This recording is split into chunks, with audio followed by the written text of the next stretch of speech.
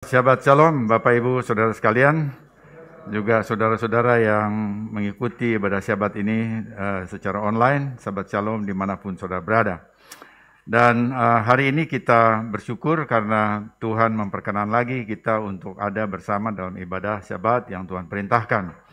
Dan kita akan nanti sama-sama belajar satu bagian dari kitab suci yang dijuduli Kedosim. Tapi sebelumnya kita bersama akan bersama-sama berdoa lebih dahulu. Mari kita berdoa.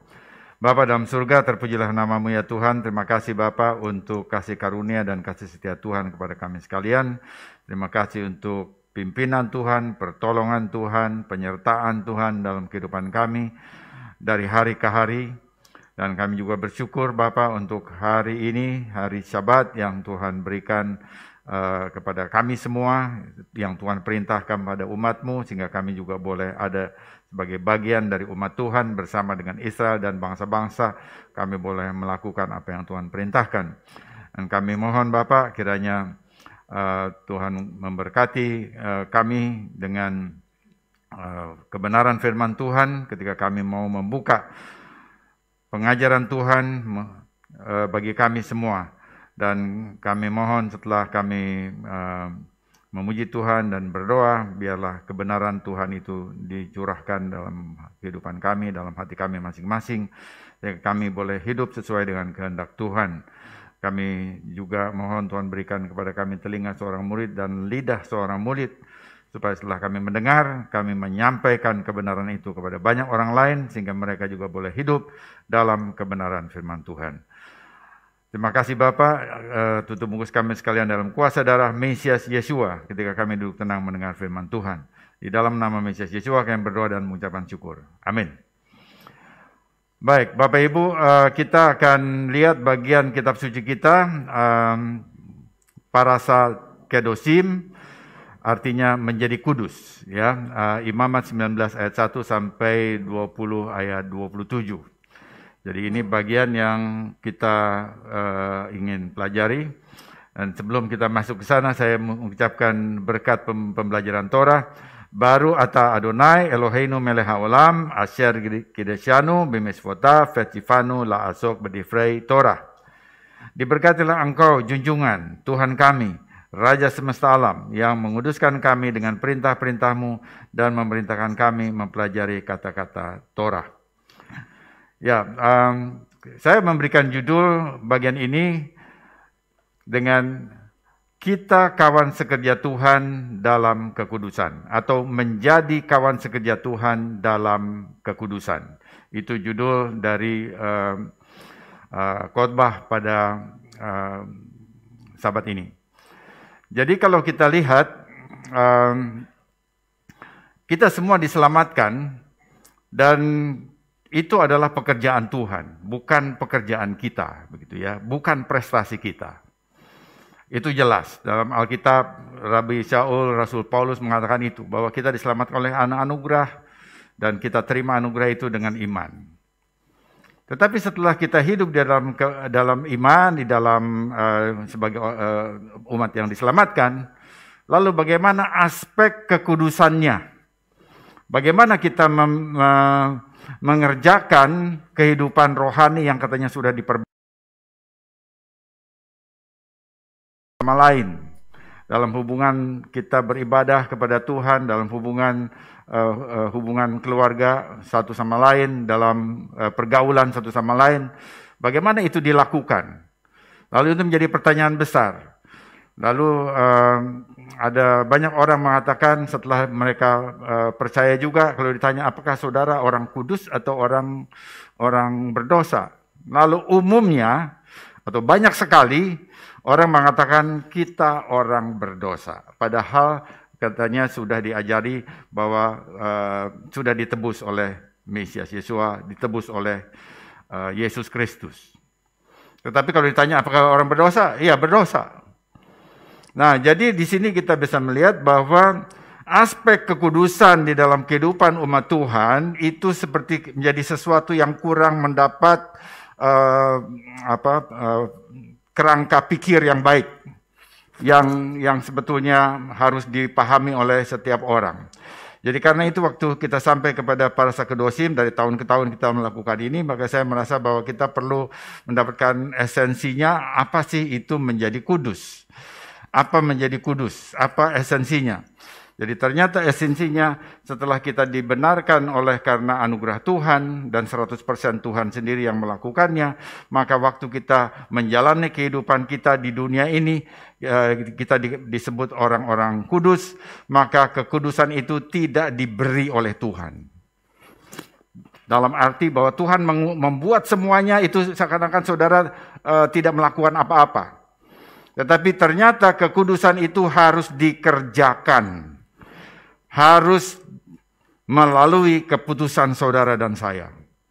Bukan hanya keputusan Tuhan. Bukan hanya keinginan Tuhan. Tetapi harus melalui keputusan saya. Kalaupun Tuhan ingin dan saya tidak memutuskan, maka saya tidak kudus. Ya, ini satu aspek yang penting ya, karena itu ini judulnya menjadi kawan sekerja Tuhan dalam kekudusan. Bahwa kita kalau mau menjadi umat yang kudus, maka kita harus jadi kawan sekerjanya Dia. Jadi bukan hanya Tuhan yang bekerja, tetapi kita juga bekerja. Saudara dan saya bekerja. Nah, karena itu bagian ini dalam parasa ini kedosim ya. Setiap tahun kita juga melakukannya, tetapi saya kira setiap tahun waktu kita belajar ini, lalu kemudian, saya udah tahu, saudara mengatakan demikian. Kita kalau melihat bahwa kekudusan itu hanya satu pengetahuan kognitif, bahwa apa itu kados? Kados itu kudus. Kalau cuma sampai di situ, ya saudara ternyata belum melakukan apa yang dikehendaki oleh firman Tuhan. Kalau cuma pengetahuan sampai di sana, karena setiap kali kita belajar kados, maka sebetulnya ini akan menjadi sesuatu yang bermanfaat bagi kita kalau ini kita kerjakan. Jadi dari tahun ke tahun, apa yang kita kerjakan dalam hubungan dengan kekudusan. Dan kalau kita ada di dalam jalur itu, maka belajar firman Tuhan, belajar Torah, belajar seluruh Alkitab, itu lalu menjadi sesuatu yang selalu baru. Bukan kita sampai kepada parasa ini, aku udah tahu tahun lalu, udah dikhotbahkan, nah, misalnya demikian ya. Tetapi setiap kali kita menjalaninya, lalu ada sesuatu yang baru. Karena memang kita menjalani itu. Bukan hanya mendengar saja. Oke, jadi untuk itu maka seperti biasanya saya membagi ini menjadi beberapa bagian untuk mempermudah kita. Yang bagian yang pertama adalah pengertian kados. Sesuatu yang dipisahkan. Imamat 19 ayat 1 dan 2 tadi sudah dibaca oleh saudari Sharon ya. Tapi saya membaca lagi ini dalam bahasa Indonesia, kita bisa lihat ini untuk memfokuskan lagi perhatian kita. Imamat 19 ayat 1 dan 2, Tuhan berfirman kepada Musa, berbicaralah kepada segenap jemaah Israel dan katakan kepada mereka, kuduslah kamu sebab aku, Tuhan Elohimmu kudus. Ya, itu di dalam ayat 2-nya, Daber et kol adat bnei Israel. Itu pakai perkataan adat. Ya, adat itu dari edot, jadi satu umat yang memberikan kesaksian. Yang mempunyai kesaksian di dalam kehidupannya. Dan ini bagus sekali ya, ayat ini dalam bahasa Ibrani jelas sekali bahwa Bnei Israel, anak-anak Israel itu menjadi satu umat yang mempunyai kesaksian. Lalu kita teruskan, Ve'amarta elhem kedosim tihyu ki kados ani Adonai Eloheikem. Jadi kesaksiannya apa? Kesaksiannya adalah kehidupan kudus, bahwa umat Israel, bangsa Israel sebagai bangsa yang pertama dipanggil oleh Tuhan menjadi umatnya. Sebelum bangsa-bangsa lain mengenal Tuhan, Israel sudah mengenal Tuhan, maka umat ini, bangsa ini dijadikan kudus. Kedosim, menjadi kudus, umat yang menjadi kudus. Jadi kekudusan itulah yang menjadikan umat Israel sebagai umat yang menyaksikan Tuhan. Yang menyaksikan bahwa Tuhan Israel adalah Tuhan yang hidup, Tuhan yang berbeda dari Tuhan-Tuhan yang lain, karena ada banyak Tuhan lain, ada banyak dewa-dewa pada saat itu, dan banyak dewa yang disembah dengan promiscuity, dengan segala hal-hal yang tidak benar, ya. Tapi Tuhan Israel adalah Tuhan yang kados, dan dia berbeda dari yang lain. Nah, di dalam ayat ini Tuhan memanggil umatnya untuk meniru Dia di dalam kekudusan. Jadi kalau kita mau menjadi kudus, maka sebetulnya kita meniru Dia, karena Dia yang kudus. Dan ini juga kita bisa melihat bahwa dengan cara berpikir yang sama, ya, dari ayat ini kita bisa melihat Rasul Paulus mengatakan, jadilah peniruku seperti aku meniru Mesias. Dalam konteks yang sama. Jadi kita bisa melihat cara berpikir Rasul Paulus, Rabi Shaul itu Torah banget, ya. Waktu dia menulis, jadilah pengikutku, ya. Dalam bahasa Inggris, be my imitator. Jadi jadilah peniruku seperti aku meniru Mesias. Jadilah pengikutku seperti aku mengikut Mesias. Tetapi bagi saya lebih suka dengan meniru, karena dengan begitu lebih jelas, ya. Jadi pengikut, ya pengikut, cuma begitu pengikut saja. Tetapi jadi peniru, mau jadi persis seperti Mesias. Nah, jadi kita bisa melihat bahwa Tuhan menginginkan kita semua meniru Dia di dalam kekudusan. Kuduslah kamu karena Adonai, Yud He Wav He, yaitu Yud He Wav He itunya, tulisannya di dalam huruf Ibrani. Adonai dibaca oleh orang Israel, Adonai Elohimu kudus. Nah, sekarang pertanyaannya, apa arti kudus? Banyak hal yang disebut dengan kudus atau suci dalam bahasa Indonesia. Orang menyebut pendeta atau rabi atau tokoh-tokoh gereja sebagai orang suci, orang kudus. Gereja atau tempat ibadah, setiap agama pun, apapun juga, itu disebut tempat suci. Itu secara umum. Nah, kemudian hari Sabat adalah hari yang kudus. Ini hari ini hari Sabat, ini disebut hari yang kudus oleh firman Tuhan. Bukan oleh saya, bukan juga oleh Israel, tapi oleh Adonai Elohim. Ada kitab suci, ada kata-kata suci, ada sakramen suci, ada tempat suci, ada relik suci, ada banyak yang disebut dikaitkan dengan suci. Nah, terlepas dari semua kesucian, semua kata-kata yang berhubungan dengan kesucian seperti itu, maka definisi kata sifat kados, yaitu adalah kata sifat, adjektif, tetap tidak mudah dipahami waktu kita baca kitab suci kita. Kita baca Alkitab. Tetap tidak mudah dipahami. Lalu persisnya seperti apa, gitu, ya. Jadi kados itu adjektif, kata sifat, dan tunggal, sementara kadosim itu kata sifat juga yang sama, tetapi dia plural.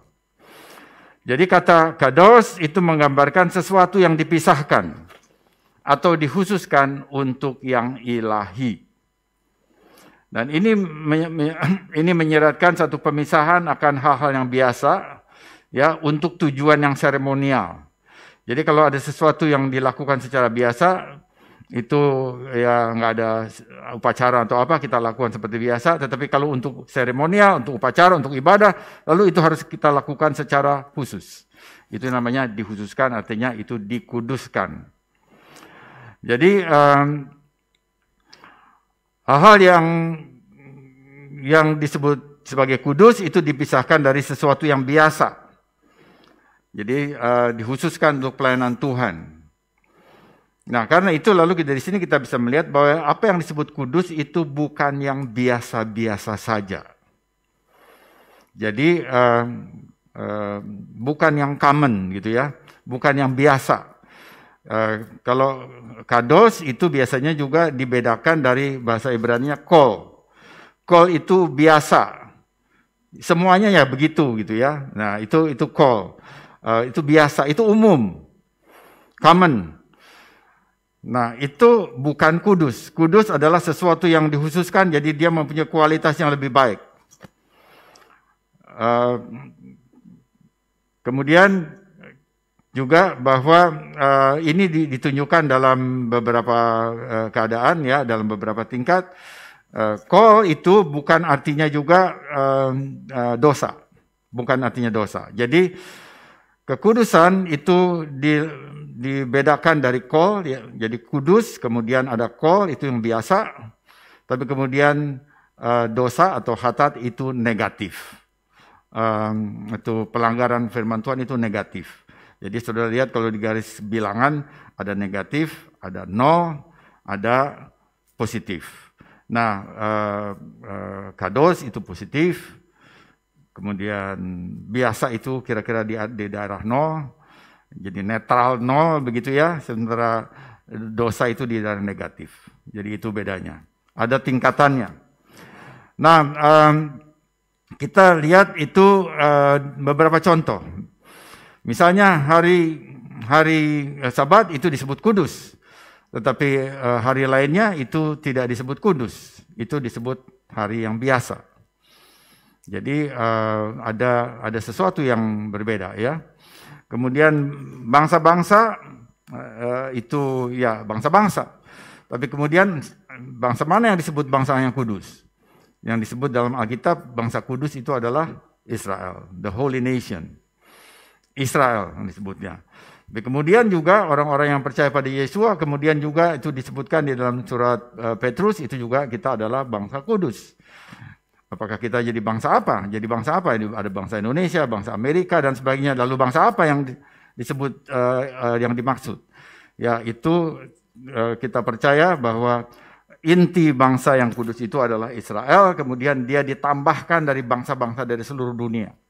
Sehingga kita pun jadi bagian itu, dan itu ditulis oleh Rabi Saul dengan baik sekali pada Roma pasal 11 bahwa kita ditempelkan kepada pokok zaitun sejati yang Israel adalah bangsa yang pertama yang dipanggil oleh Tuhan, bangsa yang kudus, imamat kerajaan, lalu kita pun ditempelkan ke sana melalui Yesus HaMasyiah. Ya, itu sesuatu yang kita lihat dalam gambar besarnya. Nah, kemudian kekudusan ini selalu kita bisa melihat adalah sifat Tuhan. Sifat Tuhan ini dilihat oleh Nabi Yesaya waktu dia diberi penglihatan, dia lihat ada serafim. Serafim itu ada di hadapan tahta Tuhan dan semuanya itu mengatakan kudus, kados, kados, kados. Yesaya 6 ayat 5. Di dalam Imamat 19 ayat 2 yang tadi kita baca, Tuhan memerintahkan umatnya untuk menjadi kudus. Tugas ini seperti jadi tugas begitu, satu perintah agar umatnya itu menjadi kudus atau hidup sesuai dengan perintah-perintah Tuhan. Nah, sekarang bagaimana menjadi kudus ya, menjadi kudus. Kita bisa menjadi kudus karena kita mengikuti perintah-perintah Tuhan. Karena kekudusan itu didefinisikan oleh perintah Tuhan. Jadi perintah-perintah Tuhan itu mendefinisikan apa yang dimaksud dengan kekudusan. Semua perintah Tuhan. Tetapi juga bagaimana caranya kita mulai menjadi kudus ya. Kalau kita bangsa-bangsa yang tidak pernah dibesarkan dalam perintah-perintah Tuhan seperti Israel ya, dari ribuan tahun dengan perjanjian dari Abraham, sementara kita tidak. Lalu bagaimana? Ya, baik bagi Israel maupun bagi kita bangsa-bangsa, maka pengudusan itu, pengudusan umat itu melalui yang diurapi, melalui orang-orang atau melalui yang diurapi. Dalam hal ini urapan yang paling utama itu adalah Mesias. Dan kalau saya mengatakan begini, oh ini sudah masuk ke perjanjian baru kalau begitu, ya sudah perspektifnya perjanjian baru. Tapi saya ingin memberitahu bahwa ini perspektif ini dari bangsa Israel sendiri. Ya, dan jadi saya mau mengutip untuk itu komentari Rabbi Haim Ben Attar di dalam dokumen atau tulisannya Or HaHaim ya. Dia mengatakan begini, kata kedosim, bentuk kata depan dari kata kedosim, kamu harus menjadi kudus, itu menyiratkan bahwa perintah menjadi kudus adalah kewajiban yang berkelanjutan atau ongoing obligation. Jadi menjadi kudus itu bukan satu status, satu titik, tetapi satu perjalanan. Itu maksudnya. Bahwa menjadi kudus itu satu perjalanan dan bukan hanya satu titik. Oh, dulu waktu pertama saya bertobat, saya kudus, hidup kudus. Tapi pertanyaannya, apa sekarang Anda hidup kudus? Ya, karena kekudusan itu bukan di satu titik, tetapi di dalam satu garis yang berkesinambungan, kewajiban yang berkelanjutan, ongoing obligation. Dan itu satu pemahaman dari bahasa Ibraninya, ya. Terus terang ini terlalu canggih bagi bangsa-bangsa untuk bisa melihat itu. Kita perlu orang-orang Yahudi, rabi-rabi Yahudi untuk melihat itu dari perspektif bahasa Ibrani. Sesuatu yang tidak bisa dilihat oleh bangsa-bangsa secara umum.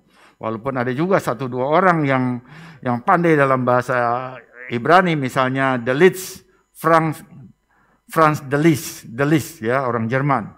Dia membuat terjemahan Injil di dalam bahasa Ibrani, dan itu dipakai oleh orang Yahudi. Ya, ada 1-2 orang yang seperti itu.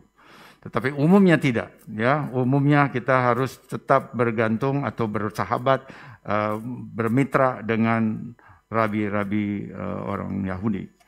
Ya, jadi kita bisa melihat di sini satu hal yang tidak bisa dilihat di bahasa Indonesia, tetapi bahwa kedosim itu menjadi kudus itu adalah satu hal yang berkesinambungan, berkelanjutan. Jadi bukan hanya satu keadaan atau kekudusan itu dihubungkan dengan satu status beragama. Ternyata tidak, ya. Nah, kemudian kita bisa melihat, ya, ini di dalam kajiannya, bahwa kekudusan itu berbeda, perintah menjadi kudus, kedosim, itu berbeda dengan perintah yang terikat waktu, seperti misalnya makan roti tidak beragi pada masa Pesak. Ya, jadi kita ya sebagai orang Mesianik kita mengikuti tata cara atau semacam perayaan Pesak di dalam Alkitab. Ya, kita setelah kita perjamuan, lalu 7 hari berikutnya sampai 7 hari sesudah perjamuan terakhir memperingati jamuan terakhir Mesias Yesua, ya, jamuan Pesak yang terakhir yang dilakukan oleh Yesus Masihi, yang kita juga mengikuti tata caranya. Maka 1 minggu sesudah itu kita tidak memakan roti beragi, kita makan roti tidak beragi. Nah, ternyata perintah makan roti tidak beragi itu hanya terikat waktu selama 7 hari. Setelah itu sudah nggak lakukan lagi. Tetapi perintah hendaklah kamu menjadi umat yang kudus, atau kedosim, menjadi kudus, hendaklah kamu menjadi kudus, itu satu perintah yang tidak ada batas waktunya. Ya, ini kita lihat, ini satu hal yang berbeda. Nah, saya kasih contoh lagi, tinggal di Pondok Daun, ini khususnya untuk orang Yahudi di sana, di Israel, ya, atau orang Yahudi asli, Yahudi keturunan Abraham, bahwa mereka diperintahkan oleh Torah dalam hari raya Sukkot itu tinggal di Pondok Daun, betul-betul tinggal di sana. Kalau di Israel, ya anak-anak mudanya begitu, tapi mungkin kalau yang udah tua dia ada saatnya ada di situ, tapi juga ada saatnya di tempat yang di rumahnya. Tetapi anak-anak mudanya itu biasanya melakukan itu, tinggal di Pondok Daun selama berapa hari? Selama 7 hari. Jadi kegiatannya pindah ke situ, kira-kira begitu, ya. Nah, berapa lama kita atau mereka yang melakukan tinggal di Pondok Daun itu ada dalam keadaan seperti itu? Itu hanya 7 hari. Apakah sudah itu mereka harus tetap tinggal dalam Pondok Daun? Ya tidak, karena Pondok Daunnya juga udah dibongkar setelah itu. Nah, tetapi perintah menjadi kudus, kamu harus menjadi kudus, itu tidak ada waktunya, terus menerus. terus-menerus. Jadi kita harus terus-menerus menjadi kudus, dan kemudian satu lagi bahwa tingkat kekudusan itu tidak ada batas atasnya. Enggak ada batas atasnya. Jadi terbuka terus ke atas sampai berapapun bisa sampai kapanpun ya. Karena untuk meniru Tuhan yang kudus kita nggak akan sampai kepada Dia. Tapi tidak ada batasnya. Itu menunjukkan bahwa tingkat kekudusan itu terus-menerus berkembang terus. Jadi kita tidak bisa mengatakan bahwa aku udah kudus dan kemudian berhenti mandek di satu keadaan. Nggak bisa, harus terus-menerus. Itu yang diperintahkan. Jadi bukan puas dengan keadaan tertentu dan merasa sudah kudus lalu kemudian tidak berkembang lagi. Nggak ada seperti itu. Kita terus harus berkembang di dalam kekudusan kita. Dan ini paralel sebetulnya kalau dikatakan Rabi Saul, Rasul Paulus mengatakan kita mau menjadi seperti Mesias. Maka Mesias adalah tingkat kekudusan yang maksimal barangkali yang bisa dicapai oleh manusia karena dia adalah firman yang menjadi manusia dan dia bisa melakukan itu. Maka ini kita perlu meniru dia. Jadi kita meniru Mesias Yesua. Jadi sama seperti itu juga sampai kapanpun kita barangkali hanya bisa mendekati menjadi seperti Mesias tapi tidak pernah menjadi persis seperti Mesias. Tetapi kita melakukan itu terus-menerus. Karena Mesias adalah contoh kekudusan yang paling tinggi yang ada di bumi. Jadi menjadi kudus itu adalah satu upaya yang terus-menerus. Ada tingkat kesucian yang dari satu tingkat meningkat kepada yang lain dan meningkat yang terus dan dari satu tingkat kepada tingkat yang lebih tinggi. Nah, kita lihat bagaimana Mesias itu kudus ya. Dalam Torah itu ada Mose. Dalam Torah itu ada Mose yang disebut kudus. Mose itu kudus. Jadi kita memang sebagai bangsa-bangsa ya kita harus menghargai, mesti mengetahui bahwa Mose itu kudus. Mose itu dipakai Tuhan untuk menjadi alat Tuhan untuk menulis 5 kitab. Jadi saya seringkali melihat bahwa ada orang-orang Kristen bangsa-bangsa dalam basis Kristen bangsa-bangsa itu suka kurang menghargai Mose. Mose itu apa? Ya gitu ya. Ini satu sikap yang nggak tepat. Saudara tahu nggak bahwa melalui dia itu ada 5 kitab pertama di dalam kitab suci yang saudara pegang itu melalui dia. Nah, kemudian juga bahwa Mesias, satu lagi saya tambah bahwa Mesias itu Mose itu adalah gambaran dari Mesias. Nah, ini yang tidak banyak diketahui ya oleh banyak orang percaya bangsa-bangsa bahwa Mose itu gambaran dari Mesias yang luar biasa. Ya, saya kasih contoh ya bahwa Mose waktu dia pertama kali datang kepada bangsa Israel, dia ingin membebaskan atau membantu bersimpati kepada bangsa Israel yang dijadikan budak, maka dia ditolak. Dia ditolak dan dia lari ke Midian 40 tahun. Kemudian Tuhan bilang kamu kembali. Lalu dia kembali. Dan waktu Tuhan perintahkan dia kembali dan kemudian dia menyatakan diri kepada bangsanya pada yang kedatangan yang kedua, maka Israel menerima Mose. Ini bicara apa? Ini bicara Yesua. Yesua pada kedatangan yang pertama, Mesias itu hanya sedikit orang Israel yang menerima mereka. Mayoritasnya atau para petingginya tidak. Dan karena itu dia disalib. Jadi dia sebetulnya pada kedatangan pertama itu tidak di-welcome. Dia tidak kita bilang tidak diterima lah begitu ya. Karena berakhir dengan salib. Tapi pada kedatangan yang kedua, maka tidak bisa tidak Israel harus menerima dia. Israel harus menerima Yesua, menerima Mesias. Jadi kita bisa melihat itu sudah gambaran Mesias yang seperti itu ada pada Mose. Mose pada kedatangan yang pertama kepada Israel, dia menampakkan diri atau menunjukkan dirinya kepada Israel. Dia pertama itu ditolak, yang kedua kalinya dia diterima. Demikian juga Mesias, Yeshua. Yang pertama itu dia kita katakan separuh ditolak karena tidak semua orang Israel yang menolak dia. Tapi pada kedatangan yang kedua, seluruh Israel akan terbuka dan menerima dia. Jadi itu kita bisa melihat bahwa Mose itu adalah juga satu gambaran yang menunjukkan kekudusan Tuhan dan dia menyatakan Mesias.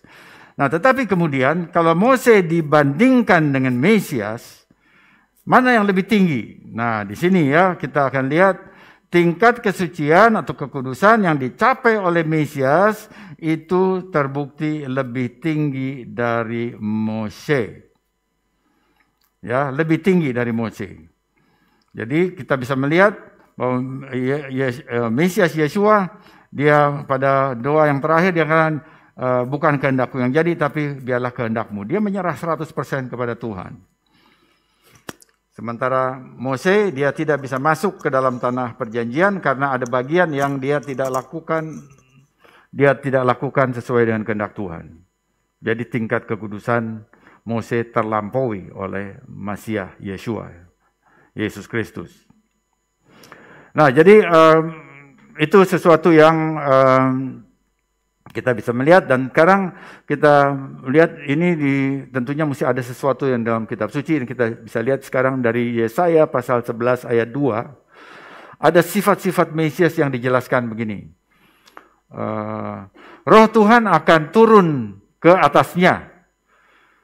Roh hikmat dan pengertian, roh nasihat dan keperkasaan, roh pengenalan dan takut akan Tuhan.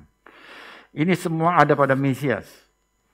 Ini adalah bukti bahwa tidak ada batas, ya, batas kekudusan, tetapi kekudusan itu nggak ada batasnya, bisa sampai kapanpun, dan ini kita bisa melihat itu dipegang oleh Mesias, semuanya ada pada Mesias.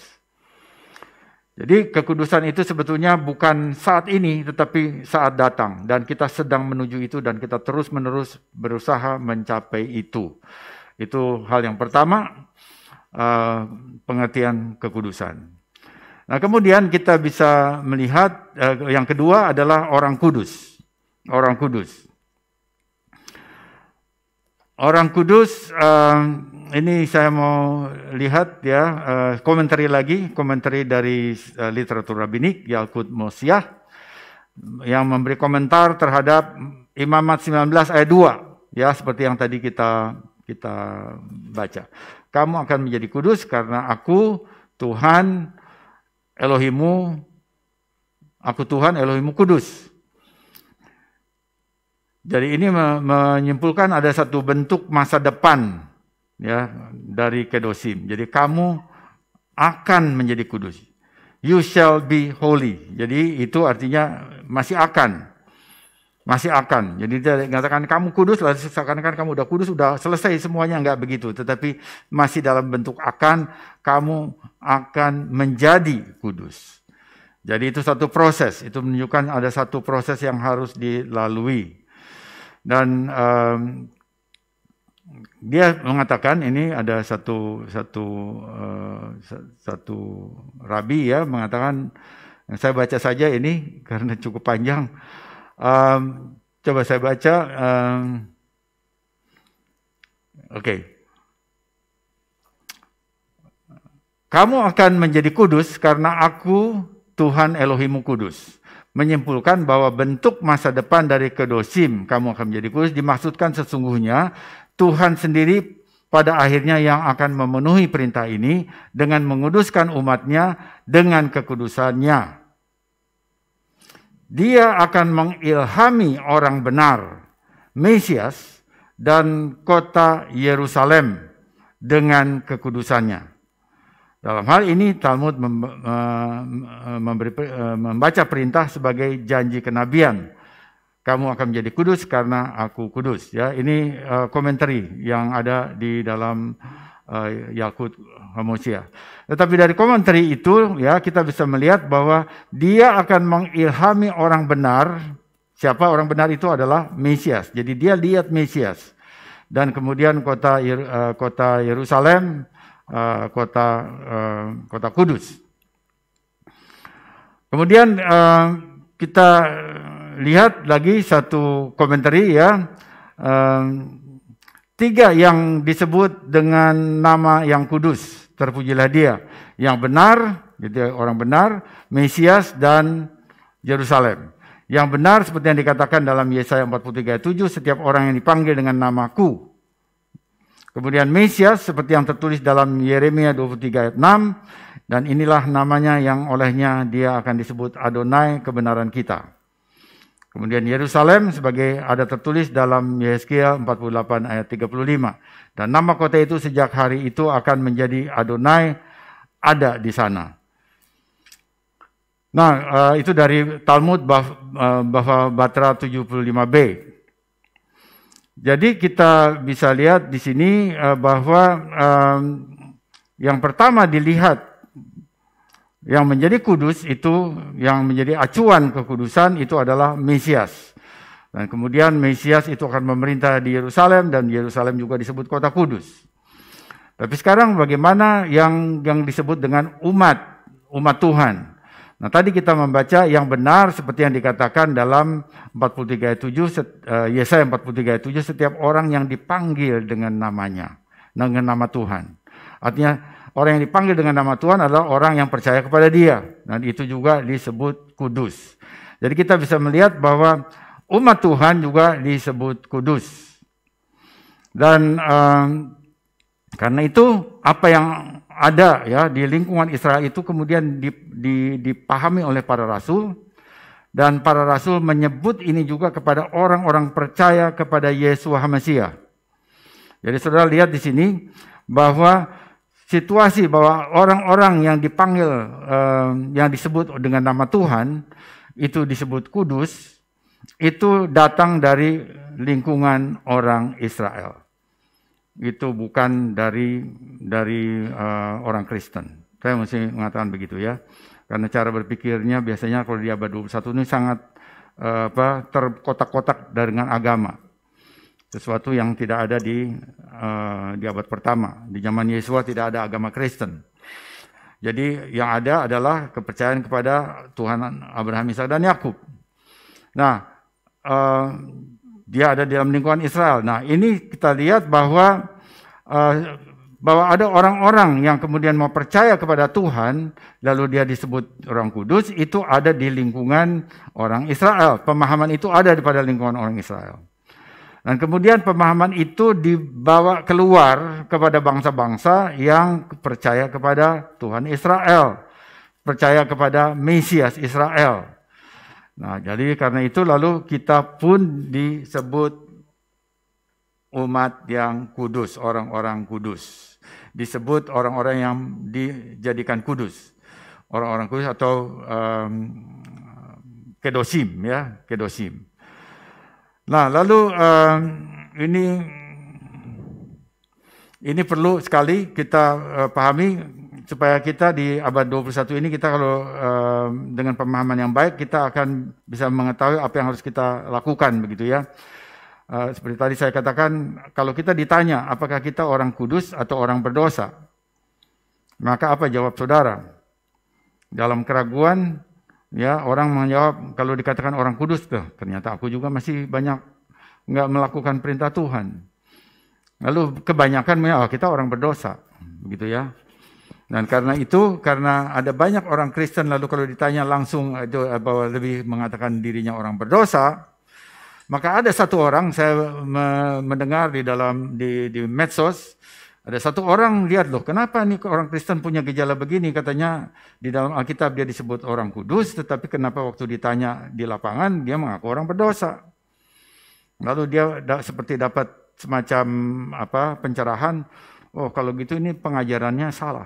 Dia bilang. Karena apa? Karena grace, anugerah itu kurang diajarkan kepada orang Kristen. Dari situ lalu dia belajar tentang grace, akhirnya dia mengajarkan grace, mengajarkan apa itu ajaran namanya grace lupa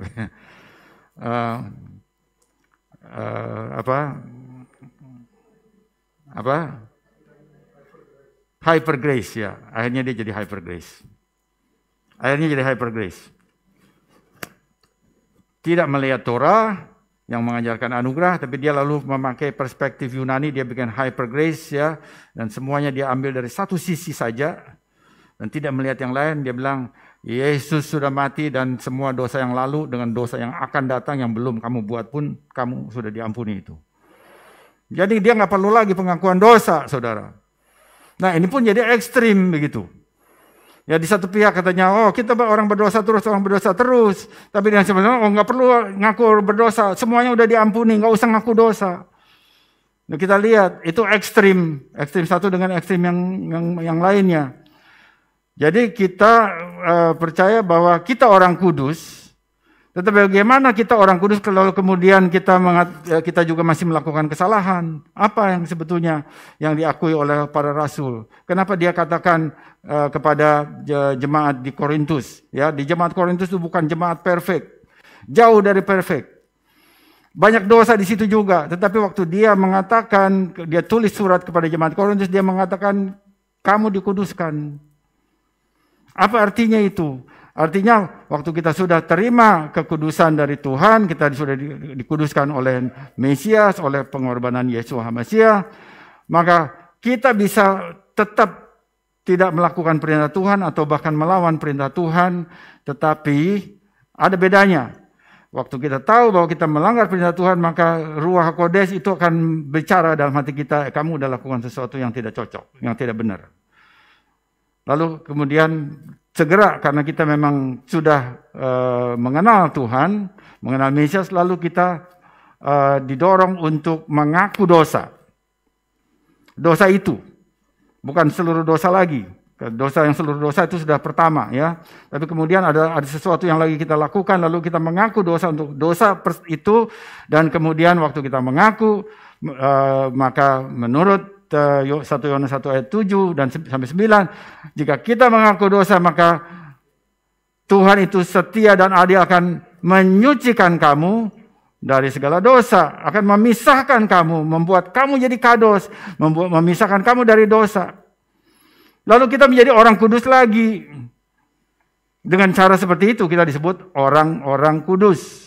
Bukannya kalau disebut orang kudus lalu kemudian jadi saint yang seperti ini yang biasa diberlakukan di gereja Roma Katolik. Bukan begitu. Tapi menjadi orang kudus yang kita menerima basis pengudusan itu, pengampunan dosa itu melalui Mesias Yesua. Lalu kemudian setelah itu kita kalau ada sesuatu yang tidak tepat atau suatu bentuk pelanggaran, maka cepat mengaku dosa, mohon ampun, dan kemudian menyesali dosa itu, dan kemudian kita dikuduskan dan kita menjadi bagian orang kudus seperti yang sebelumnya. Ya, jadi kita bisa lihat bahwa kita perlu demikian, itu biblical, dan tidak perlu jadi hyper grace. Saya ingin mengatakan begitu ya, bahwa mengaku dosa itu selalu perlu. Karena kita adalah orang kudus, kita ngaku dosa. Setiap dosa kita akui. Bandingkan apa yang diajarkan di sini dengan apa yang diajarkan oleh hyper grace. Sudah lihat bahwa ini bukan hyper grace. Bahwa Alkitab, bahwa di dalam pengertian mesianik itu, saya percaya bahwa seluruh Alkitab, maksud saya nggak usah disebut mesianik juga, tetapi asal kita tahu di dalam Alkitab, maka Alkitab jelas mengajarkan kepada kita baik dari Torah maupun para rasul itu mengaku dosa waktu kita melakukan dosa. Nah sekarang anak-anak Tuhan itu, anak-anak kerajaan itu disebut orang-orang kudus karena apa? Ada beberapa hal ya yang saya sampaikan. Yang pertama, kita dikuduskan oleh Mesias. Ayatnya di mana? 1 Korintus 1 ayat 2 dan 3. kepada jemaat Elohim di Korintus, yaitu mereka yang dikuduskan dalam Kristus Yesus dan yang dipanggil menjadi orang-orang kudus. Greeknya agios, eigiamenos, ya. Itu Greeknya untuk orang-orang kudus di sana. Ibraninya, saya cek bahasa Ibrani, apa ini orang-orang kudus di sini? Apakah dia sedek atau apa? Ternyata pakai perkataan kedosim, persis sama seperti yang ditulis dalam Imamat 19 ayat 2. Jadi, saya baca lagi, yang dipanggil menjadi orang-orang kudus dengan semua orang di segala tempat yang berseru kepada nama Tuhan kita Yesus Kristus, Yeshua HaMashiach, yaitu Tuhan mereka, ya Tuhan mereka, yaitu Adonaihem, bahasa Ibrani Adonaihem, dan kemudian dan Tuhan kita Adonainu. Kasih karunia dan damai sejahtera dari Elohim Bapa kita dan dari Tuhan Yesus Kristus menyertai kamu, yaitu dari Elai, basisnya di sana. Nah, saudara lihat di sini bahwa dipanggil menjadi orang-orang kudus itu pakai perkataan kedosim, sama seperti yang tadi kita baca di dalam Torah. Jadi kalau kita lihat apa yang ditulis dalam bahasa Greek oleh Rabi Saul waktu dilihat oleh orang Yahudi percaya dan dia coba masukkan ke bahasa pikiran Ibraninya, itu persis balik kepada Torah. Balik kepada Torah. Ini menunjukkan bahwa Rasul ini dia menulis itu dalam suasana itu, suasana yang sama. Dia memegang Torah, tapi dia menulis surat kepada jemaat di Korintus. Nah, waktu saya membaca ini, saya mulai bertanya, apakah orang-orang kudus ini, yang kemudian di dalam bahasa Inggris disebut saints, ya, itu kalau saints itu lalu kemudian kita bisa melihat di dalam lingkungan orang Yahudi itu ada perkataan sedek. Sedek itu orang benar.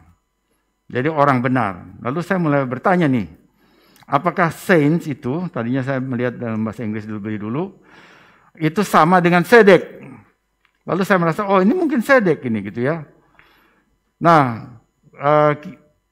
kalau kita mulai bertanya seperti itu harus dibuktikan ya. Nah, di sini kita perlu punya dokumen, punya resources, punya berbagai bahasa. Jadi saya lihat dalam bahasa Grekanya itu kata dasarnya agios, dalam bahasa Ibrani itu kedosim. Tetapi pertanyaannya apakah itu sedek? Ternyata bukan sedek. Tidak ada. Surat-surat Rasul Paulus itu waktu diterjemahkan ke dalam bahasa Ibrani itu semuanya pakai kados, kedosim ya bagi umat, tapi bukan sedek, orang benar, bukan itu. Ya, dalam kasus ini ya, dalam konteks ini. Jadi kalau begitu apa? Lalu bagaimana? Ternyata umat yang ada di jemaat Korintus, itu dikatakan menjadi orang-orang kudus. Mereka menjadi orang-orang kudus karena apa? Karena Mesias Yeshua, karena Kristus Yesus. Nah, lalu mereka menjadi kudus karena Mesias. Tetapi mereka harus membuktikan diri terus-menerus hidup dalam kekudusan kalau mau disebut jadi sedek.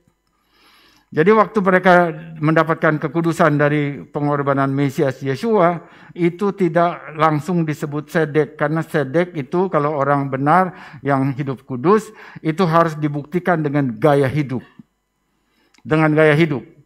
Jadi seorang tidak bisa mengatakan karena aku beragama, saudara bisa mengatakan aku apa, aku Kristen, aku Protestan, aku Mesianik, aku apapun ya.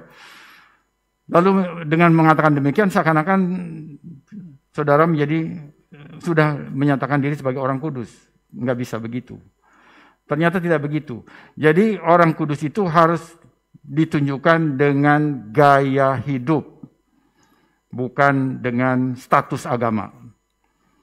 Sama sekali tidak begitu. Ya, itu kita coba lihat Ya, saya mau kasih, ini yang pertama ya, ini sebenarnya ada beberapa ayat tapi nanti terlalu panjang ya kalau saya baca semua. Oke, itu saya kira itu satu. Ya, kemudian yang kedua kita juga disebut kudus itu karena dikuduskan oleh iman kepada Mesias. Iman kepada Mesias, saya baca maksud saya Kisah Rasul 26 ayat 17-18. Aku akan mengasingkan engkau dari bangsa ini dan dari bangsa-bangsa lain. Ini kepada Paulus ya, kepada Saul.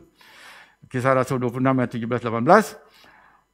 Dan aku akan mengutus engkau kepada mereka untuk membuka mata mereka supaya mereka berbalik dari kegelapan kepada terang dan dari kuasa iblis kepada Elohim. Supaya mereka oleh iman mereka kepadaku memperoleh pengampunan dosa dan mendapatkan bagian dalam apa yang ditentukan untuk orang-orang yang dikuduskan. Ya, jadi orang-orang yang dikuduskan itu melalui siapa? Melalui apa? Melalui iman. Ya, kita dikuduskan melalui iman. Yang ketiga, dikuduskan oleh pengorbanan Mesias. Ibrani 10 ayat 10, dan karena itu karena kehendaknya inilah kita telah dikuduskan satu kali untuk selama-lamanya oleh persembahan tubuh Yesus Kristus, Mesias Yeshua. Ya, jadi dikuduskan dengan apa? Dengan persembahan tubuh, dengan korban Mesias. Yang keempat, dikuduskan oleh darah Mesias. Ibrani 10 ayat 28 dan 29. Jika ada orang yang menolak hukum Mose, ia dihukum mati tanpa belas kasihan atas keterangan 2 atau 3 orang saksi. Betapa lebih beratnya hukuman yang harus dijatuhkan atas dia yang menginjak-injak anak Elohim, yang menganggap najis darah perjanjian yang menguduskannya, dan yang menghina roh kasih karunia. Jadi sudah lihat di sana ya bahwa darah perjanjian yang menguduskannya. Jadi kita dikuduskan oleh darah perjanjian, itu adalah darah Mesias Yeshua. Kemudian yang kelima, ini yang terakhir di dalam catatan saya, dikuduskan oleh Roh Kudusnya. Ya, ini kita bisa melihat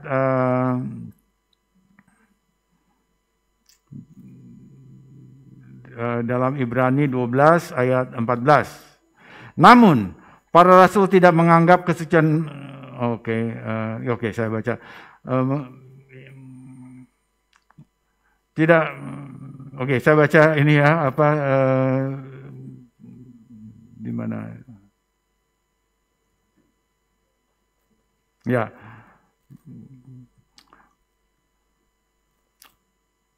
Ibrani 12 ayat 14 itu ada bagian kalimat yang mengejar pengudusan yang tanpa seorang pun tidak dapat, pengudusan yang tanpanya tidak ada seorang pun dapat melihat Tuhan.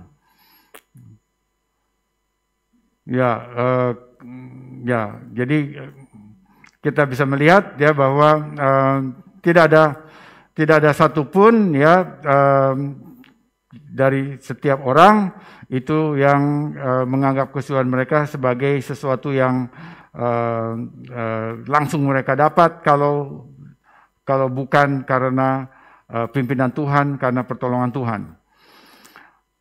Jadi kita semua dipimpin oleh Roh Kudus untuk menjadi kudus.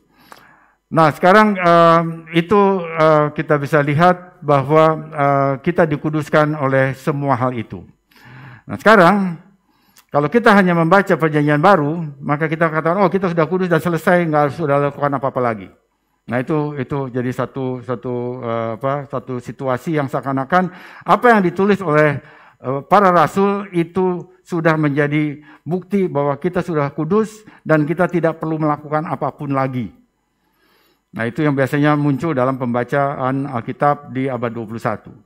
Tetapi kalau kita melakukan pikiran seperti itu, mempunyai sikap seperti itu, maka kita seakan-akan meniadakan semua ayat yang Tuhan berikan kepada bangsa Israel sebagai bangsa yang pertama kali dipanggil sebagai bangsa yang kudus. Lalu bagaimana caranya? Apakah kita ada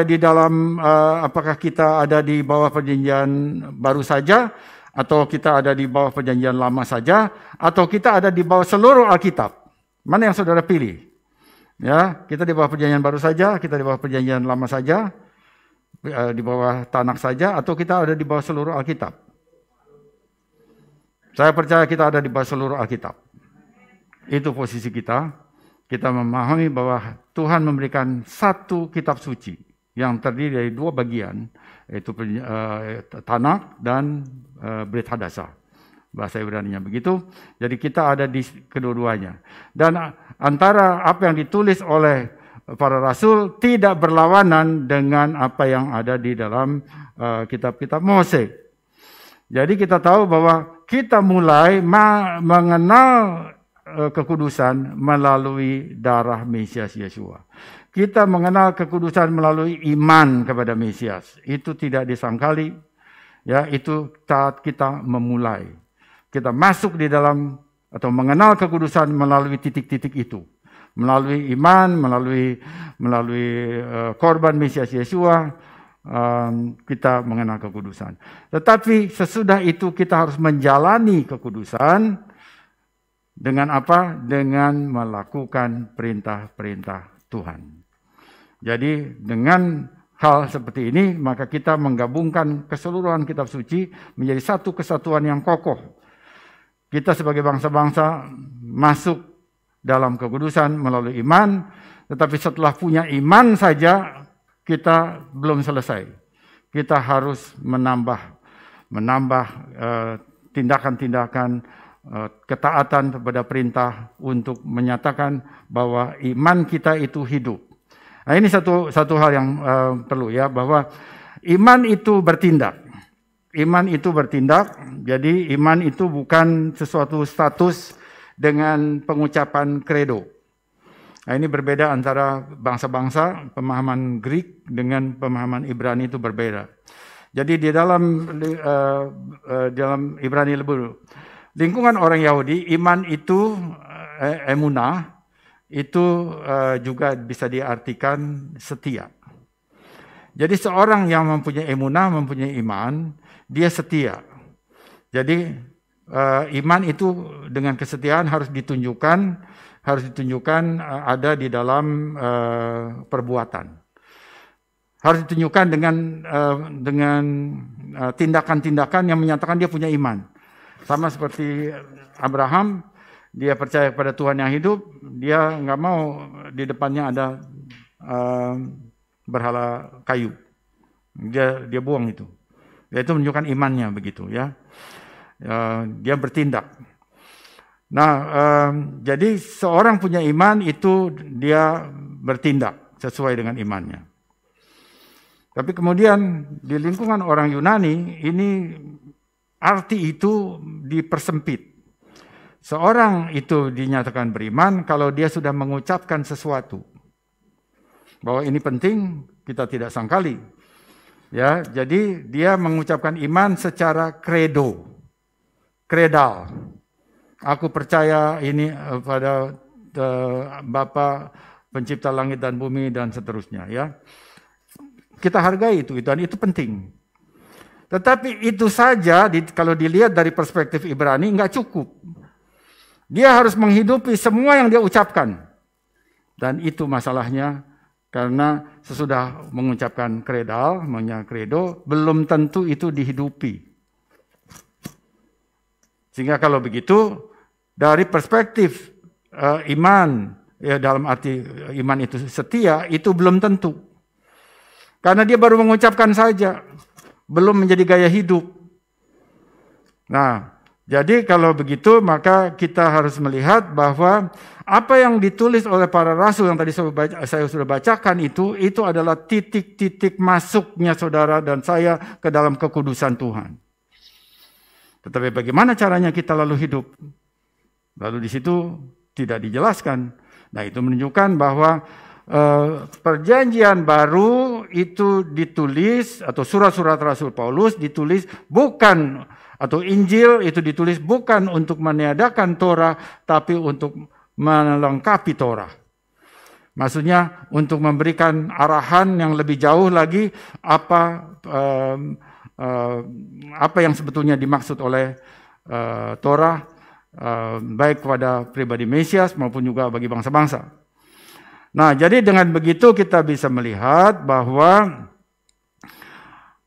sesudah kita berjumpa dengan Mesias, kita menerima Dia sebagai Tuhan dan Juru Selamat kita, maka langkah-langkah untuk menjadi kudus itu mengikuti apa yang Tuhan perintahkan. Nah, ini kita lihat beberapa hal di dalam dalam pasal ini. Jadi, saudara bisa membaca Imamat pasal 19 dan 20, saudara lihat di situ apa yang menjadi kekudusan, ya, dan itu binding. Bagi saya itu adalah mengikat kita orang-orang percaya. Walaupun ada bagian yang tidak bisa dilakukan karena itu adalah kalau misalnya itu ada di Israel, sebenarnya kita bukan di Israel. Kalau itu ada bait suci, kita tidak, sekarang tidak ada bait suci. Nah, ada beberapa bagian yang tidak seperti, tapi secara keseluruhannya apa yang kita bisa lakukan, kita lakukan. Nah, kita lihat dengan demikian apa yang tadi sudah dibacakan, ya, kita melihat itu bahwa kita mengenal kekudusan melalui Mesias Yeshua, dan kemudian apa yang harus kita lakukan itu kita memakai apa yang tertulis di dalam Torah yang ditulis oleh Musa yang berasal dari Tuhan. Nah, barangkali ini bisa saya kasih ilustrasi lagi, ya, ilustrasi lagi dalam sejarah gereja. Dalam sejarah gereja, Martin Luther, dia, saya percaya dia dipakai Tuhan untuk membawa umat Tuhan masuk ke dalam pengajaran Tuhan yang kudus. Lalu dia melakukan yang kita kenal semua dengan reformasi, ya, 1517. Abad 16. Lalu kemudian dari gerakan reformasi itu ada 3 soli, ya, ada soli scriptura, soli gracia, hanya oleh anugerah, dan kemudian satu lagi ada soli fide, ya, soli fide yang mau dibahas, ya, soli fide. Jadi soli fide itu hanya oleh iman. Hanya oleh iman saja. Nah, ternyata saudara, ini semuanya adalah rangkuman untuk gerakan reformasi. Nah, itu adalah pokok-pokok yang tidak berarti lalu Alkitabnya bisa ditinggal. Semua Alkitabnya harus dipakai. Tetapi kemudian umat yang mengikuti ini Protestanisme itu, lalu mereka hanya lihat 3 itu, dan di sana dikatakan diajarkan iman saja, soli fide. Iman saja cukup. Lalu apa? Oh, itu iman aja. Oke, iman saja. Lalu kemudian kelakuan, kelakuan nggak perlu. Yang penting iman. Nah, akibatnya saudara, ya, dalam 100-200 tahun setelah reformasi, maka semua atau di daerah-daerah yang disebut dengan Protestan itu kelakuannya jeblok semuanya, ya. Kita bisa melihat ada banyak hal, ya, yang seperti mabuk itu dibiarin. Yang penting iman. Kekudusan, enggak, itu yang penting iman. Nah, lalu kemudian setelah itu kita lihat dalam sejarah gereja, kita lihat Tuhan membangkitkan lagi orang lain yang namanya John Wesley untuk mengajarkan kekudusan. Nah, disitulah dia mengoreksi. Nah, ini jadi Tuhan tuh, kita lihat, jadi kalau kita lihat ini semua, ya, ini ada iman, ada sesuatu yang berhubungan kembali kepada Alkitab, kemudian di sini kekudusan. Jadi Tuhan juga memimpin bangsa-bangsa lain di luar Israel untuk mencapai apa yang Dia kehendaki. Ya, kalau bukan Tuhan yang memimpin itu, maka John Wesley nggak ada. Sehingga mereka walaupun katanya sudah menjadi kenal Alkitab, tapi kehidupannya berantakan. Jadi kalau begitu kita bisa melihat bahwa seakan-akan Tuhan tidak memelihara umatnya. Tetapi Tuhan memelihara umatnya dengan membiarkan atau membangkitkan John Wesley mengkhotbahkan kekudusan. Dan itu menjadi sesuatu yang luar biasa. Dan kita ambil semuanya sebagai satu rangkuman. Nah, tetapi semuanya itu ada di dalam Torah. Saya ingin beritahu di sini, ya, bahwa semuanya itu ada di dalam Torah. Jadi kalau kita belajar Torah, maka itu safe.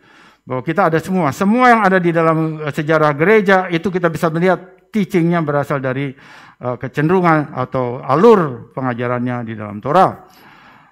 Ya, kemudian ini ada yang ketiga ya, bagian yang ketiga.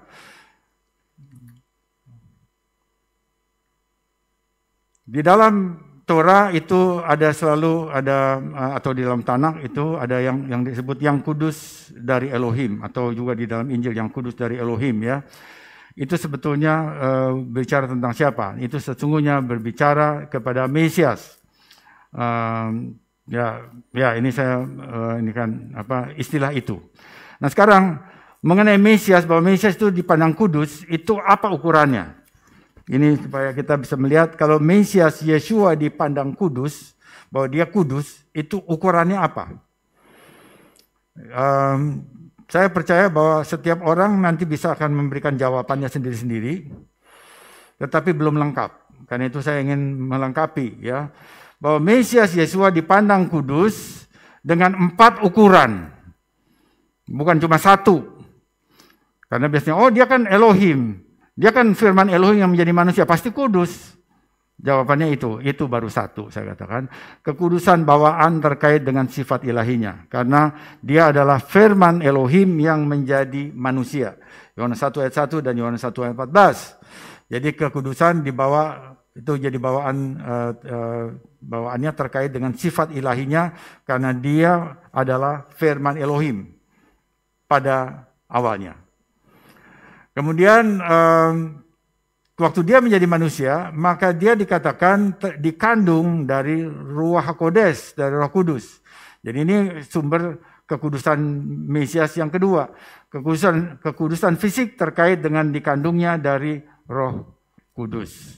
Itu sumber yang kedua. Dia dikandung secara jasmaniah pun dia dikandung karena anugerah atau perkenan Roh Kudus pada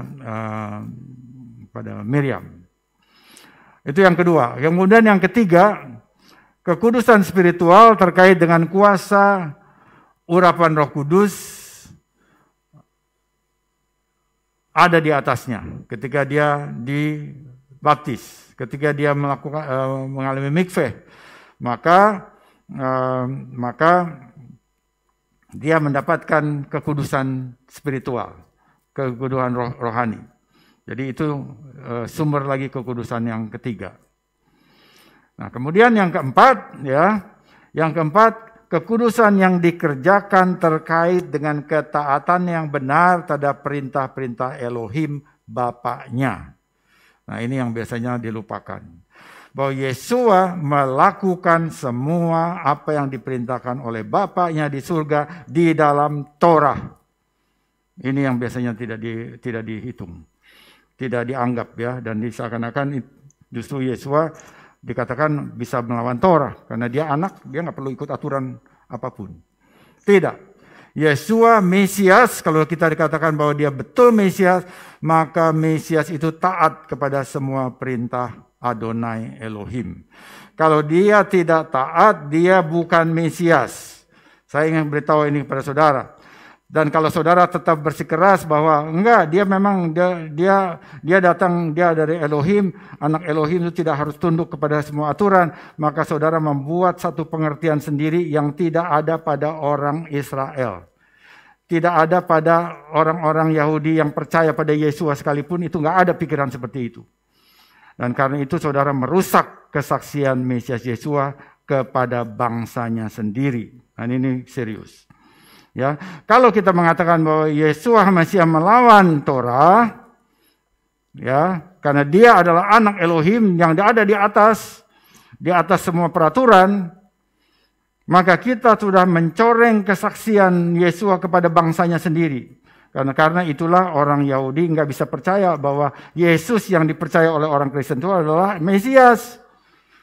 Karena Mesiasnya orang Kristen itu adalah Mesias yang melawan Torah, yang melawan perintah yang maha tinggi. Dan kalau kita belajar Injil Yohanes pasal 8 misalnya, atau atau ya Injil Yohanes pasal 17 juga barangkali ya, 8 ada 17. Maka kita lihat bahwa Yesus mengatakan, aku tidak melakukan apapun dari diriku sendiri, tapi aku melakukannya seperti yang diajarkan Bapa kepadaku. Nah, ini serius lagi, ini ayat luar biasa itu ya. Aku tidak melakukan apapun selain yang diajarkan oleh Bapa kepadaku. Itu kata Yesus. Itu artinya apa? Dia lakukan semua Torah. Ya, jadi ini penting sekali. Ini yang nomor 4 itu tadi ya, bahwa Yesua mendapatkan kekudusan bukan saja karena sifat ilahinya satu, bukan saja karena dia dikandung dari Roh Kudus, bukan saja karena dia diurapi Roh Kudus pada saat dia di mikveh di Sungai Yordan, tetapi juga karena dia melakukan apa yang diperintahkan oleh Bapaknya dari hari ke hari selama 33 sepanjang umur hidupnya, itu sampai dia disalibkan. Dia lakukan semua. Kalaupun ada sesuatu yang berhubungan dengan seakan-akan dia berdebat dengan orang Farisi dan Saduki, itu bukan karena Torah, tetapi itu adalah halakah. Ya, karena tafsir pelaksanaan pada zaman itu. Jadi bukan karena Torahnya. Nah, jadi kita lihat ini penting bagi kita bahwa kalau kita mau menjadi seperti Mesias Yesua, menjadi seperti Yesus, maka kita juga melakukan perintah-perintah Tuhan seperti Yesua melakukan perintah-perintahnya. Dan dengan demikian kita akan menjadi umat yang kudus. Ya, ini bagian yang terakhir sekarang, kudus melalui nilai dan tindakan. Ya, saya ini apa yang sebetulnya nilai-nilai apa yang kita perlu buat untuk menunjukkan bahwa kita hidup di dalam jalur kekudusan Tuhan. Kalau kita lihat tadi kita Imamat pasal 19, maka sesudah perintah Tuhan hendaklah kamu menjadi kudus, maka itu dilanjutkan dengan ayat 3 misalnya, Imamat 19 ayat 3, setiap orang di antara kamu harus menyegani, menghormati ibunya dan ayahnya. Jadi hormat pada ayah, ibunya dan ayahnya. Ada satu ayat yang lain ya, bukan Imamat, itu di Keluaran misalnya, hormatilah ayah dan ibumu, tetapi di dalam Imamat ini kita melihat dibalik, hormatilah ibu dan ayahmu. Jadi ini juga sesuatu yang penting bahwa biar anak-anak bisa menghormati dua-duanya. Ada saatnya ibunya duluan yang disebut, lalu bapaknya, tapi ada saatnya juga bapaknya dulu yang disebut. Nah, barangkali ini sebagai satu contoh, anak-anak saya, kalau kita habis melakukan sesuatu bersama, begitu ya, misalnya habis makan dan gimana sama-sama, begitu. Lalu dia bilang, di mobil dia bilang, terima kasih, dia sebut begini, terima kasih Mami, terima kasih Daddy. Ya, terus begitu ya, jadi dia sebut dulu mamanya dulu yang dia sebut, baru ayahnya. Dan saya merasa, ya kenapa begitu ya? Yang bayarkan saya tadi. Saya bilang begitu, tapi dia selalu nyebutnya terima kasih Mami, terima kasih Daddy gitu ya. Jadi saya mungkin rupanya begini. Memang kalau yang ngajak, yang mesen dan sebagainya itu ya ibunya. Itu yang dia lihat gitu ya. Tapi kemudian bagian bayarnya nggak kelihatan dia gitu kan. Ya itu saya gitu. Jadi sesuatu yang tidak terlihat itu memang disebut belakangan begitu. Ya nggak apa-apa begitu ya. Tapi sebab di sini juga ada hendaklah menghormati ibunya dan ayahnya. Jadi itu juga biblical juga gitu ya. Tapi ayahnya dan ibunya. Tapi dengan cara yang sama, saudara. Cara yang sama, mengapa orang Kristen ya selalu hanya berdoanya itu kepada Tuhan Yesus katanya begitu ya. Ya, tetapi dia nggak lebih kurang menekankan Bapa. Ini salah satu ini yang saya amati ya. Juga ada beberapa bantuan mengamati itu. Orang Kristen itu dia lebih segala sesuatu itu Tuhan Yesus, tapi bukan Bapa. Gitu ya. Kenapa begitu? Nah ini sama efeknya seperti tadi. Apa yang dia lihat aja gitu. Bahwa Yesua HaMasiah, Yesus Kristus itu diutus oleh Bapa. Itu sepertinya bagian itu menjadi tertutup. Yang lihat Yesus, oh dia Tuhan. dia firman, dia Tuhan. Ya, itu oke, tetapi juga kita telah memotong satu bagian yang sangat penting bahwa Yesus HaMasiah dia diutus oleh Bapa. Oleh Bapaknya ke dunia. Dan dia ngaku, akulah utusan Tuhan aku diutus oleh Bapa. Bukan karena kehendakku sendiri aku mau datang ke sini, tapi diutus oleh Bapa. Nah, lalu ada orang, ya ini karena sekarang zaman medsos, jadi saya juga lihat nih medsos nih, kan banyak gitu ya. Di medsos sekarang bahwa, tuh lihat tuh, bahwa Yesus sendiri mengatakan bahwa dia diutus oleh Bapa, jadi dia bukan Tuhan dong. Ya, saudara tahu ya, dari mana ini orang ini yang bicara begitu. Nah, itu artinya saudara waktu baca begitu, itu baca literal, tetapi tidak paham nuansa yang ada di dalam kitab suci, nggak paham. Tidak paham simbolisme yang ada di dalam lingkungan orang Yahudi. Nah, jadi perlunya kita memahami kitab suci itu dari perspektif bangsa yang pertama kali pegang kitab suci, yaitu Israel. Tahu bahwa anak itu memang harus diutus oleh Bapa.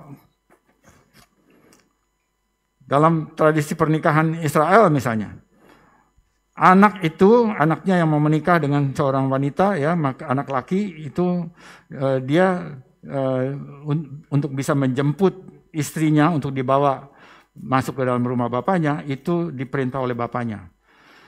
Jadi pertama dia tunangan terus pisah kira-kira 1 tahun. Nah, kapan si pemuda ini boleh mengunduh istrinya? Itu bapaknya yang kasih tahu, kamu sekarang ambil istrimu. Baru setelah itu bahwa dia pergi ke sana dan dia balik lagi bawa istrinya untuk tinggal di rumah bapaknya. Itu adalah gambaran dari Yesus HaMasiah yang datang nanti menjemput saudara dan saya sebagai mempelai wanita dari Mesias. Tetapi itu datang dari pernikahan Ibrani, itu culture jadi gitu ya. Nah, jadi kalau misalnya dia diutus oleh Bapa, maka itu betul, itu adalah culture. Bukan artinya kalau begitu dia adalah inferior, artinya dia bukan Tuhan. Bukan begitu ya.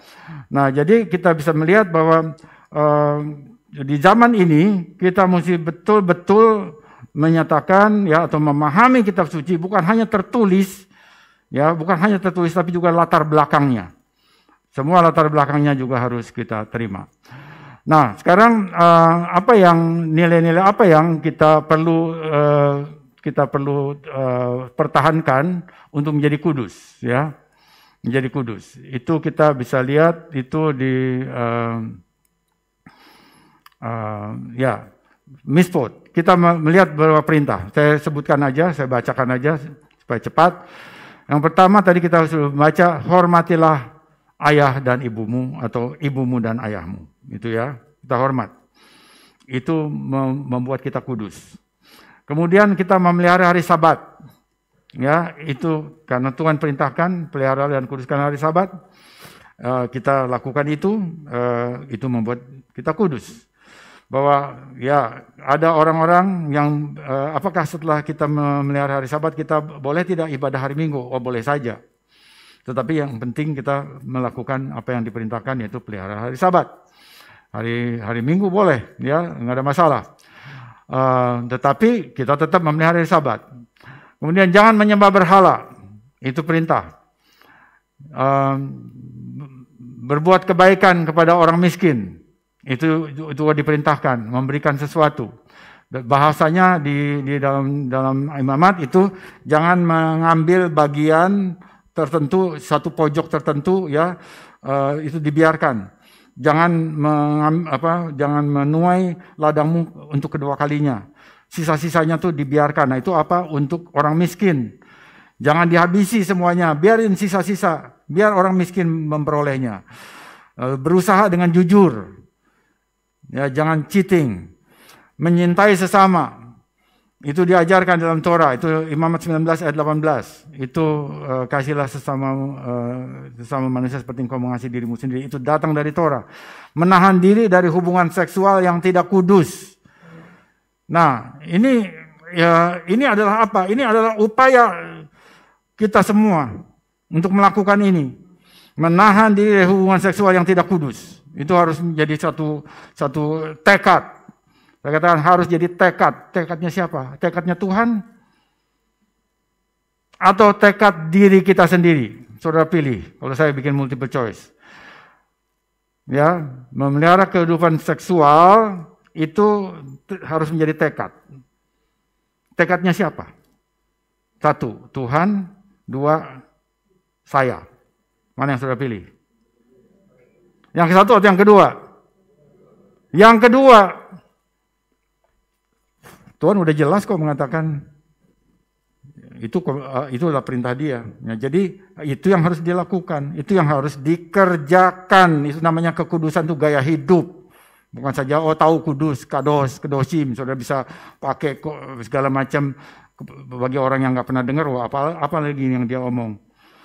Sepertinya keren gitu. Enggak, bukan untuk urusan itu. Tetapi ini untuk kita lakukan. Tidak terlibat sihir atau tahayul. Tidak memutarbalikkan keadilan. Kita lihat di sini. Di negeri ini juga ada banyak ketidakadilan. Ya. Jadi sekarang ini agama itu menjadi sesuatu mercusuar. Kalau saudara udah kena penodaan agama dituding kepada saudara, itu sepertinya, dan kemudian ada banyak yang lain ikut kur, sepertinya ini penodaan agama, maka itu sebentar aja itu akan dibawa oleh polisi datang. Ya, karena lalu ini jadi banyak ininya aspeknya. Pertama mulai dari agama, tapi kemudian karena ini banyak yang mengatakan demikian, lalu ini menjadi keonaran, jadi kegaduhan. Nah, untuk itu pun bisa dimasukkan ke penjara, begitu ya. Nah, sehingga ada banyak hal yang satu isu itu digoreng itu karena dengan memutarbalikkan keadilan. Nah, kita bisa lihat di medsos ada banyak contohnya. Tidak menahan upah orang tidak menahan upah orang, itu dia. Jadi kalau ada upah yang harus kita berikan, saudara-saudara yang berusaha, yang bisnis, ya, saudara harus memberikan upah, harus memberikan THR, saudara harus berikan. Apalagi upah, karena dia udah bekerja, dia harus berikan, dan jangan ditunda-tunda, jangan diulur-ulur waktunya. Nah, ini berhubungan lagi dengan kalau kita udah janji sesuatu, ya, janji sesuatu dalam satu transaksi, kita janji sesuatu, lakukan seperti yang dijanjikan. Jangan ulur-ulur waktu lagi. Karena waktu kita melakukan itu lalu kita tidak kudus. Dan waktu kita tidak kudus, maka kita tidak memuliakan Tuhan dengan gaya hidup kita. Walaupun saudara beragama. Walaupun saudara masuk dalam satu kelompok yang saudara pikir ini kelompok yang hebat. Atau gereja yang hebat, yang manapun. Tetapi itu tidak memuliakan Tuhan. Kudus juga dengan mematuhi aturan kosher, aturan makan. Ada banyak lain. Saudara bisa baca di Muhammad 16:20. Tidak bisa dikhotbahkan semuanya. Tetapi biar ini menjadi satu ungkapan lagi, kita kembali lagi, kita melihat bagian firman Tuhan, biar firman Tuhan bicara dalam kehidupan kita, supaya kita dari saat ke saat kita terus menjadi kudus, terus menerus menjadi kudus, tidak pernah berhenti, terus menerus menjadi kudus. Jadi kita berperilaku dengan integritas, dan dengan cara itu maka kita itu memuliakan nama Tuhan. Dengan cara itu kita mengikuti perintah Tuhan, yaitu meniru Dia dalam kekudusan. Dengan cara itu juga kita meniru Mesias, menjadi seperti Mesias sampai kita berjumpa dengan Dia pada waktu Dia datang kedua kalinya.